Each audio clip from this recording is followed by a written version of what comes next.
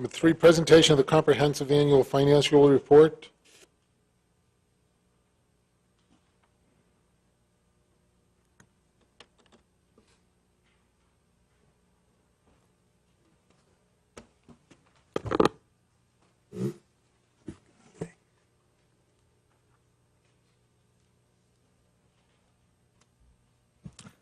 We have Scott Bassett here to present the city's annual report. Thanks, Guy.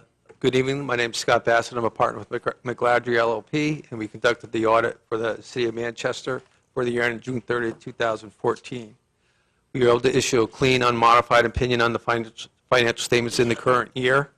And I guess I'll go over the highlights of the report and then open it up for questions. In the current year, the CAFR was issued about a week and a half ago, and before, sometimes I forget, but I really want to just commend Guy and his staff, and Maureen Cowie and Sharon for really going above and beyond to pulling this report together. They do a very nice job in getting all the information to us to help us complete the audit.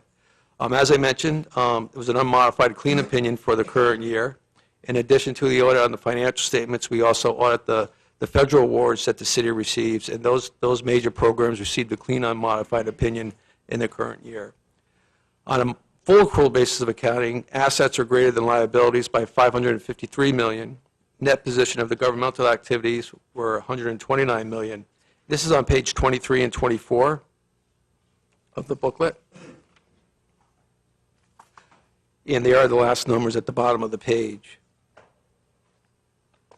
The net position overall decrease in the governmental activities by $12.9 million, an increase in the business type activities by $15.5 million. The big reason for that increase, we received some capital grants that come in and are recognized as revenue as we purchase those assets. Turning to page 26. Page 26. I don't mean to interrupt. Excuse me. Your Honor, we just got this 100-page book today. And usually when I remember we used to have the presentation in front of accounts first. He says if we have any questions, but I haven't even seen the book. It just literally showed up here 5 minutes ago. Can we table this and then allow us to read this and you can come back again? I mean, I would really like to go through this book. And I mean, you used to make a presentation to accounts, and then if we had questions in accounts, then we would come to the full board. This is a little, I'd really like to read this book. Do. What's the wish of the board? I'd like to have them come back. A lot of information here. Wish of the board? Your Honor, Alderman Lavasser is correct. It usually does go through accounts. But the fact that Mr. Bassett is here, maybe we can... All right, we can have questions later, I guess. I know he travels quite a distance to get here. Honestly, to do it's fine with me. Alderman Lavasser, we'll send it to accounts, but while he's here, why doesn't he just give us the highlights? Right. Okay, thank you. And I'll be happy to come back to the Committee of Accounts. On page 26, two key issues are one significant audit adjustment had to be made this year. For the past years, we've talked about the due from the Recreation Fund, and he had talked about it for the last several years. And this year, really from an accounting standpoint, from a generally accepted accounting principle standpoint, we really had to recognize it as if it were to be collectible. Not that it was forgiven, but really how it was reflected on the general fund's balance sheet. So we had to put an allowance against that amount this year, and that decreased the non-spendable amount by about $6.7 million. So that was the key item in the general fund this year when with the fund balance. The overall fund balance decreased by $9.7 million, which is on page 27. 6.7 of that being from the transfer out for the Recreation Fund for that due from. In addition to that, the experience in the health plan this year in the non-departmental line item was approximately $2.8 million over budget, so that attributed to the decrease. The ending fund balance of the general fund was, the total was $13.8 million, with 6.5 being the unassigned fund balance. Page 27, 28 presents the the operations of the business type activities. The waterworks had net income of $93,000. The EPD had net income of $10.9 million, and the aviation fund had a decrease of $1.9 million in the current year. That's on page 30. 2930, yes. Leaving a total net income in the business type activities of $15.5 million. The next pages to look at are page 33 and 34. These present the fund balance of the pension trust funds for the year.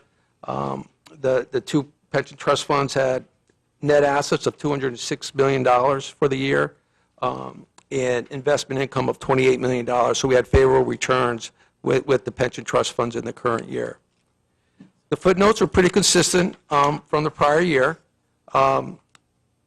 The significant change in the footnote really had to do with some pension liabilities and some pension disclosure.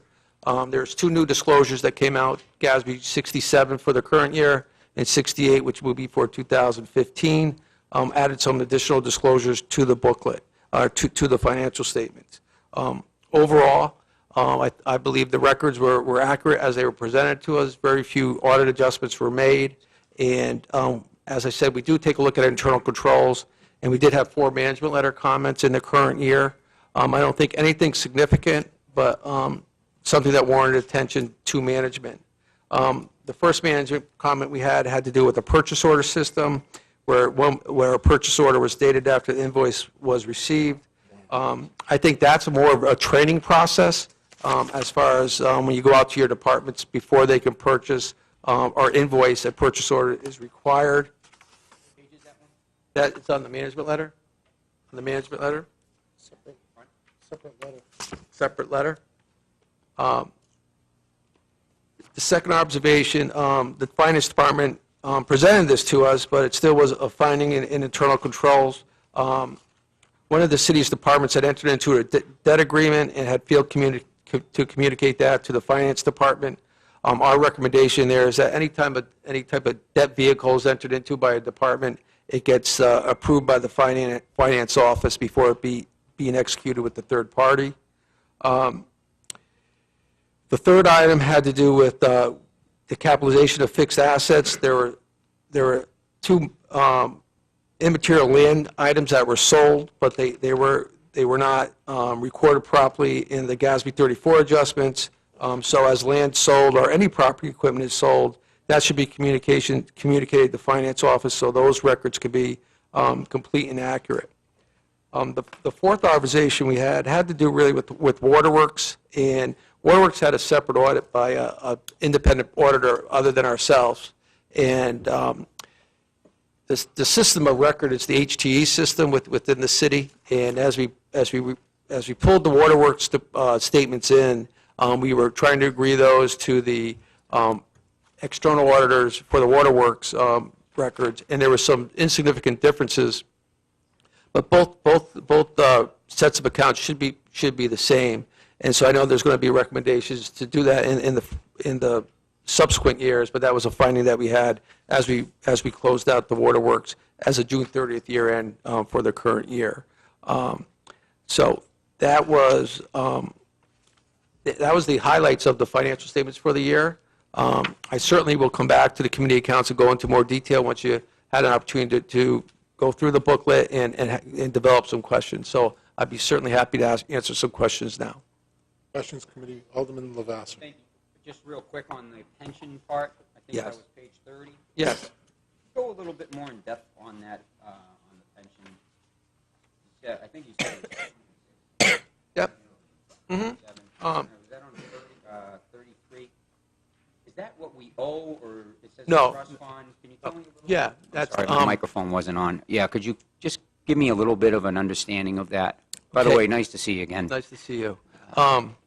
The pension trust fund, that is actually, you don't really record liabilities in that trust fund. That is the fair market value of the assets that are held in the Merck fund and the old system fund as of June 30th. Actually, the Merck's is as December 31st, and the old system as of June 30, 2014. So those are the assets that are held in trust to pay the benefits.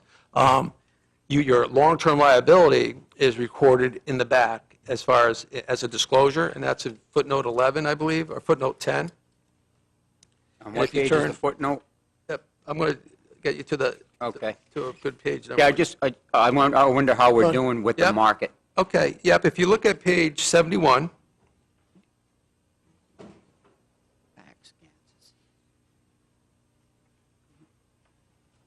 page 71, now this is for the old plan, shows you the net pension liability of $16 million. The planned fiduciary net position was 11.7, given as a net pension liability, if you had to pay today's dollars, you would be $4.3 million short. And so that plan is funded about at 73%. Okay. All right, that's good. That's not bad. Compared to other towns or cities, is it unfair to compare us to a different state? No, like no. Massachusetts? No, not at all. And that's the beauty of this measurement. What the GASB did is they had everybody start measuring this liability with the same actuarial assumptions, except for the discount rate. So what I've seen is the funded ratio could be anywhere from 70 to 85%.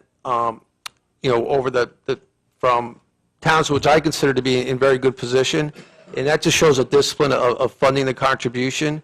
But there's many communities that are way below the 73%. All right, thank you. You're welcome. This is for the old retirees. That's correct. That's correct. And where are the new retirees in the book? What page? New retirees is the Merck plan. The new system is on page 68. Now, the new system that has a accrued liability of $280 million under that new system. The actuarial plan of assets were $178 million, where the unfunded amount was $102 million, and that funded ratio being 63.5.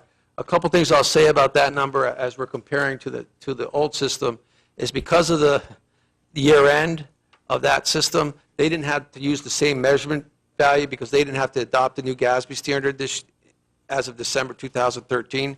They're adopting it in 2014. And the key to that is that when they have the actuarial value of assets, they use a smoothing method where gains and losses are smoothed over 5 years. On the old system, the assets were valued as of June 30th, 2014. They were at fair value as of that day, where the numbers I just gave you were as of December 31st, 2013. We don't audit that plan, but pulled from the other auditors, and that's the information that we pull into the plan. And that plan was funded at about 64% based on the December 31st, 2013 numbers, the actuarial valuation. So they'll have to adopt this new standard with the new fiscal year. Questions? Just a quick one. What will be the change when they change to the new Well, system? Have you looked at it yet? I haven't looked at it. We don't audit that plan, but the big change will be the fair value of assets measured against that liability, and depending on where December 31st ended up, if it ended on a high note, most likely the unfunded ratio would decrease. Under the old system, is it only a certain amount of people that are left in there, and once they're passed, what happens to the money if it's not been used?